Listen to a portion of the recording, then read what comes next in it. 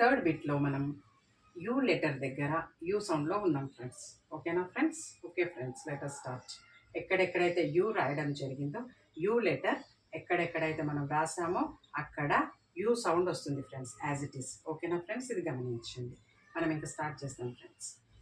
DU due, T Y D U T Y duty, U N I O N U N I O N union, C U Q T E C U T E cute, P U R E P U R E pure. ఓకేనా friends?